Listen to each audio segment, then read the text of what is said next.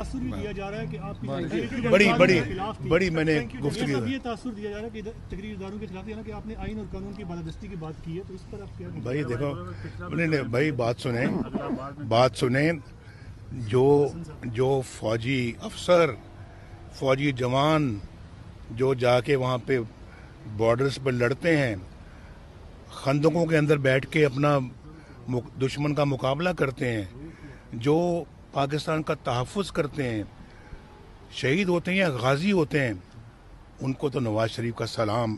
اصل ہماری فوج یہ ہے، لیکن یہ چند لوگ ہیں بھائی، چند لوگ جو ان کے لیے بھی بدنامی کا باعث بنتے ہیں، اصل فوج کے لیے بھی بدنامی کا باعث بنتے ہیں اور پھر اپنے لیے بھی بدنامی کا باعث بنتے ہیں. ہم چاہتے ہیں کہ یہ بدنامی کا باعث نہ بنے اور یہ اپنا اصل ہماری فوج وہ ہے جس کو میرا دل تسلیم کرتا ہے، میرا من تسلیم کرتا ہے، میں اس کو سلوٹ کرتا ہوں. اور اس فوج کے لیے الحمدللہ مجھے بڑا فخر ہے کہ میں نے بہت کچھ کیا ہے، بہت کنٹریبیوٹ کیا ہے، اربوں خربوں خرچ کیے ہیں ہم نے. ایٹمی قوت اللہ کے فضل و کرم سے بنایا ہم نے. JS-17 ہم نے ماشاءاللہ بنایا چائنا کے ساتھ مل کر. اور یہ جو جتنے بھی آپ کے جو اس وقت یہ جو میزائلز ہیں، آدھے میزائلز تو ماشاءاللہ میں نے اپنے اللہ کے فضل و کرم سے تیار کروائے.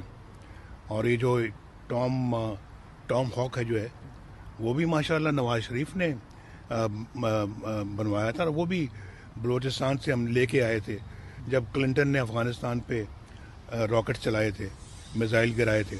ایک ثابت مل گیا، اس کو ہم نے اپنا آگے لے کے آئے، اس کی بیک انجینئرنگ ہوئی، اس کو ہم نے بنا دیا.